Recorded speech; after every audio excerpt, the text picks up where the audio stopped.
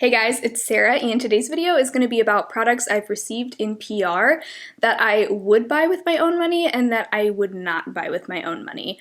I know I've seen a lot of other people do videos like this on YouTube. I'm not sure exactly who came up with the idea, but I'm just going to link below a bunch of similar videos because it's not my original idea, but I thought it would be interesting. I really only started receiving PR steadily this year. A lot of the things I've received, I definitely would not have actually bought myself. In fact, most of them I probably wouldn't have.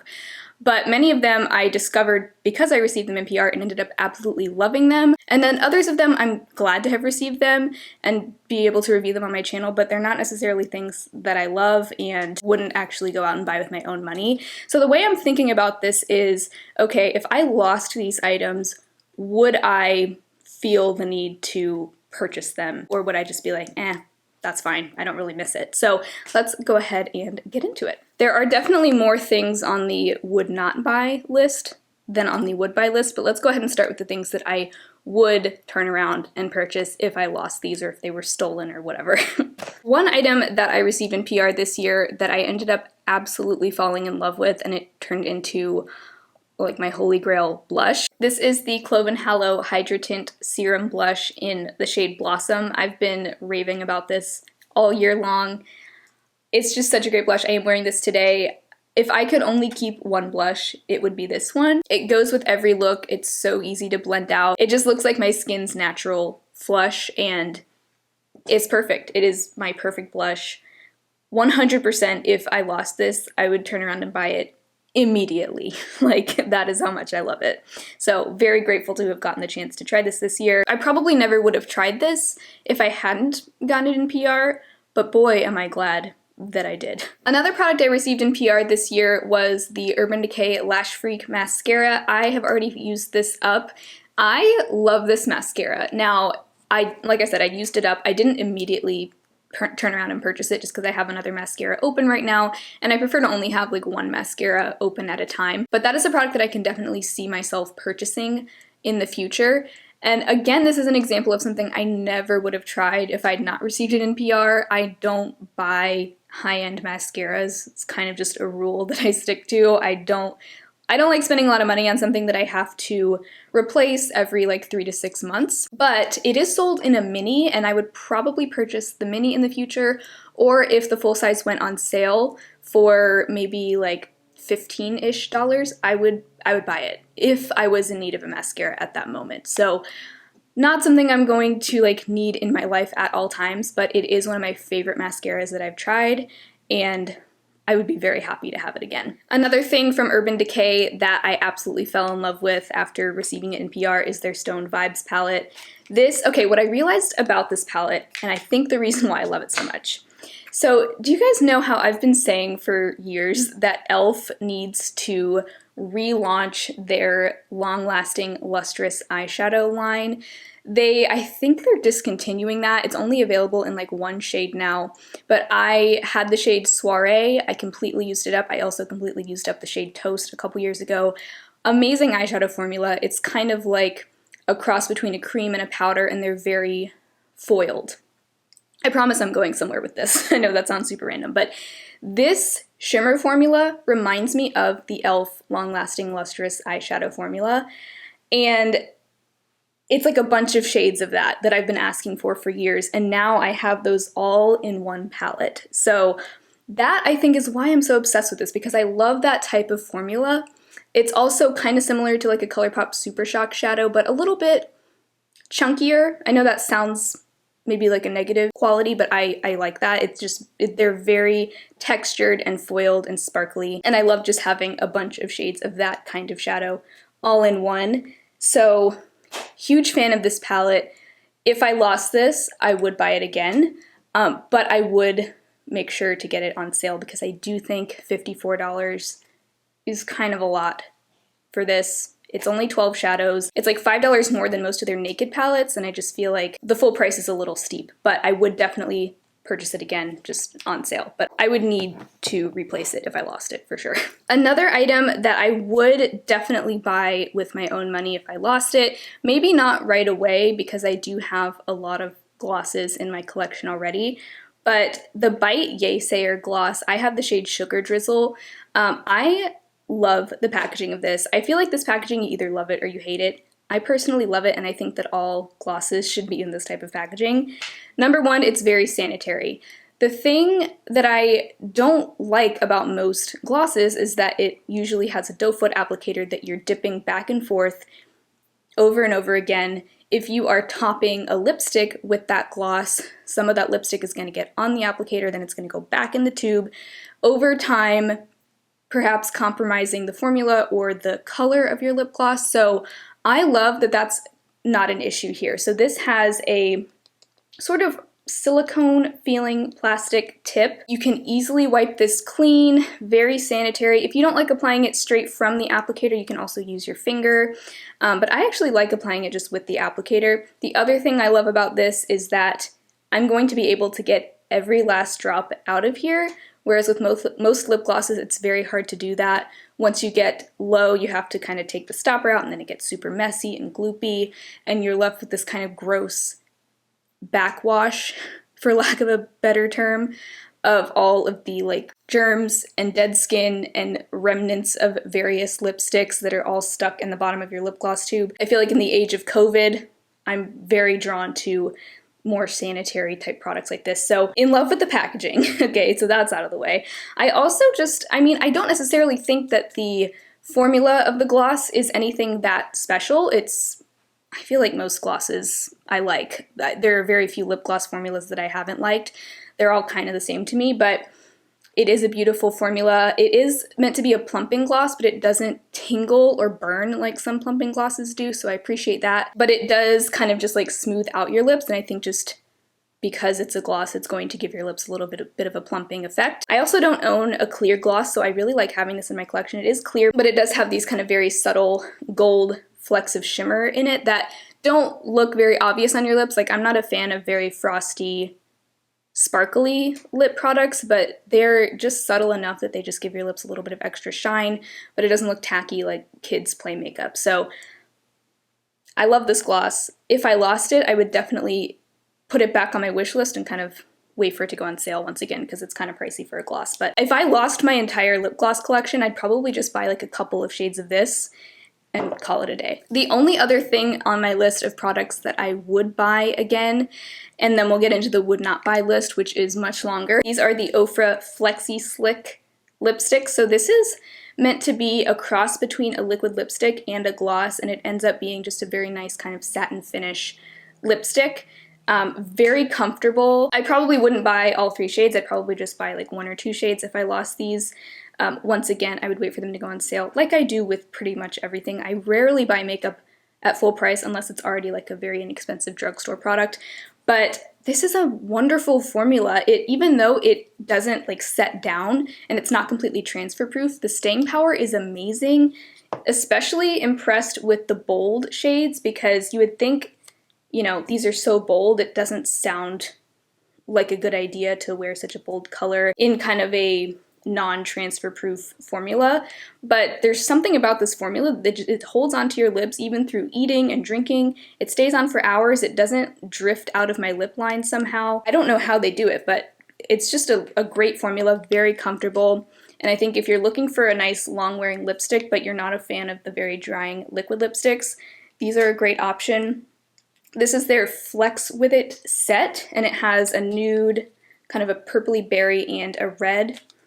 I love all 3 colors. If I lost these, I'd probably only buy like 1 shade, but really big fan of that formula and glad that I had the chance to try it. All right, moving on to the products that I would not buy with my own money. Speaking of Ofra, we'll go ahead and cover these. So this is a product that I love, but I wouldn't feel the need to replace it if I lost it. Their highlighter in the shade Retrograde. I've been speaking very highly of this highlighter because I really do enjoy it. This is a very bold, intense highlighter. Lately, I have to say, I've been moving a little bit away from the very intense highlighters like this and opting for more subtle highlighters.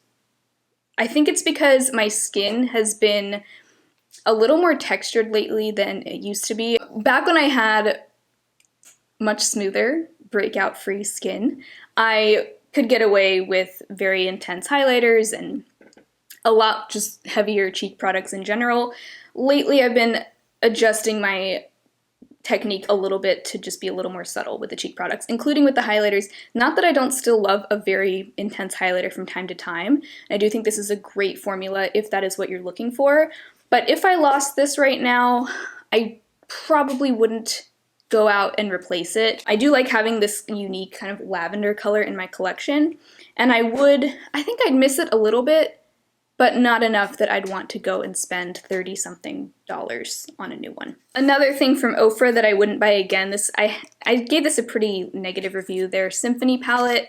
This is one of their 5-pans. It's the only 5-pan I've tried, so I don't know how this compares to their other 5-pan palettes, but I just felt like this was a little lackluster. The deeper matte shades in here are just kind of sheer. I feel like it's overpriced and overhyped. So I wouldn't miss that if I lost it. An Urban Decay palette that I got in PR, grateful to have received it, but I wouldn't buy with my own money, is the Naked Reloaded palette. This is just okay. I think that if you like the shades in here and you would wear most or all of them often, it's not a bad palette. I just don't think the formula is anything special. There's one shade in here that's a dud, Dreamweaver. It's just dry and sheer and flaky and patchy. All the other shades are fine. I enjoy them. It's nice to have for just an everyday neutral look. I do enjoy most of the shades in here, but I don't feel like it stands out in my collection, and I wouldn't really miss it if I lost it. And I feel like, maybe you might say, oh, well, if you don't think you'd miss it, maybe you should just declutter it. I may declutter some of these things in the future, but I don't dislike them necessarily enough to declutter them, if that makes sense. I feel like I still get use out of it and I enjoy it, so it's just not something I'd want to drop $44 of my own money on. Another thing from Urban Decay, their Chill Makeup Setting Spray. I don't really know how I feel about this. I do feel like it kind of locks my makeup in place, and it's supposed to be like a cooling, well, it says right here, cooling and hydrating. I don't really feel like it's hydrating because it does have alcohol. It reminds me of the NYX Dewy Finish Setting Spray in a way, in that it does give a little bit of a dewy finish, but it also doesn't actually hydrate. So I feel like it's useful for me to have in my collection, and I do enjoy it when I'm wanting to make my makeup last a little bit longer, but it's not something that I would buy, and it's not something I would necessarily miss having either if I somehow lost it. Last thing from Urban Decay that I would not buy again with my own money is their 24/7 Glide On Eye Pencil in the shade Roxy. I haven't used this yet, and I've had it for a couple months, but I also like having it. It's a really pretty blue eye pencil. I'm sure I will use it. I just haven't really had a reason to use it yet. I don't really go out of my way to buy colored eye pencils. If I'm gonna have a colored eyeliner, it's probably gonna be a liquid. It's nice to have, but I wouldn't feel the need to buy it with my own money. Because if I want to use this color as an eyeliner, I'll probably just use an eyeshadow that I have in my collection as an eyeliner. There's a lot of highlighters in here actually that I wouldn't buy again. This one was tricky, but I don't think I would feel the need to go and buy it with my own money just because I have so many highlighters in my collection already. This is the Aether Pink Diamond Dust highlighter. I love this highlighter. I've spoken very highly of this. I'm very glad to have it in my collection. I would be sad if I lost it. But would I go out and spend $38 on a new one when I already have plenty of highlighters in my collection? No, I wouldn't. I recommend it if it sounds like a formula that you would like. It's a little bit of a sparkly highlighter, which I know is not for everyone. I really enjoy this highlighter, don't get me wrong, but I probably wouldn't buy it with my own money. I'd probably buy something else from them, like maybe one of their palettes, their eyeshadow palettes. There's one of those that's been on my wish list for a very long time that I put on my Christmas list. That one, if I was ever like wanting to treat myself, I'd probably buy a palette from them, but probably not a highlighter. Oh, one more thing from Urban Decay, their eyeshadow primer potion. I'm happy to have this. I'll happily use it once I run out of my other primer that I'm working on. But if I lost this, I wouldn't buy it just because I'd rather just buy a drugstore one. I feel like you can totally get away with drugstore eye primers. I don't feel like you need to spend the money on a high-end one. I'd probably just buy like the Milani eyeshadow primer, but I'm happy to have this. So a few things from Becca, and this is actually, I just wanted to take the opportunity to share this because I haven't talked about it yet on my channel, but I don't think I'm going to be buying from or getting PR from Becca anymore because they are an Estee Lauder company, and I think I'm just going to boycott all Estee Lauder companies from now on. I think the only two Estee Lauder companies that I do currently own things from are Becca and Too Faced. Both brands themselves don't test on animals, so that's why I've been okay with them. I'm not really into Too Faced. I only have their concealer, and I won't buy that again just because I'm not really into the company. I just feel like they've done enough tacky things that I'm kind of done with them. Not that I've ever really been that into Too Faced to begin with, but Becca, on the other hand, I have several products from that I love, specifically their highlighters. Now, let me back it up because you're probably wondering. The reason why I don't want to support Estee Lauder companies anymore, and specifically Becca, is because there is an article that came out recently about management at Estee Lauder harassing Black women, and just for the time being, I think I need to just take a step back from those brands. It's not really something I want to support, even if they are animal cruelty free. I just can't support companies that are okay with racism and cruelty to humans. So that is why I think I'm going to take a break, at least, from supporting Becca. I love their highlighters. I'll probably just try to find a new favorite highlighter. I don't think I'm going to get rid of any of my current Becca products, but I also don't want to bring any new Becca products into my collection. So I have their Rose Quartz highlighter. This I love, and if you'd asked me like a month ago if I would buy this with my own money, I would have said yes, because this is my favorite powder highlight formula ever. And this was actually on my wish list for a long time before I did get it in PR, so the only reason why I wouldn't buy this again is just because of the company. Also, I'm saying all this as I'm wearing a Becca lipstick on my lips. This is their lipstick in Merlot. Regardless of the company issues, if I lost this, I would probably just seek out a drugstore version. I like the formula and I love the color, but I also don't think that the formula is anything that unique, and I think it would probably be doable to find a cheaper alternative, as much as I do think that the packaging is beautiful and I love the lipstick. But same with the lip liner in Spiced that kind of matches that lipstick. Jordana makes great lip liners and they're like $3. And then also their Light Gleam liquid eyeshadow duo in Refract. I did not like the shimmer side of this, as pretty as it looks. It's like a duochrome pinkish blue. I didn't like the formula. It took forever to dry, and I felt like it would just fade on my eyes really quickly, so that was a disappointment. However, I do love the blue side, so I would not want to buy something just so I can use half of it though. So if I lost this, I'd probably just look for a new eyeshadow base in that color, because I really love this color. It's like that sort of light wash denim blue that I adore.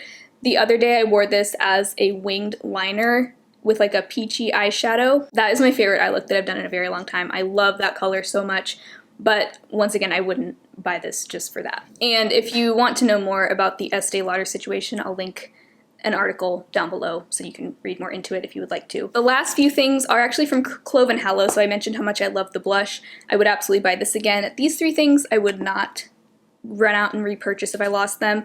Their Hydra Glow liquid highlighter, I have the shade Galaxy. I really like this highlighter. I enjoy having it, but I don't feel like it's anything that special.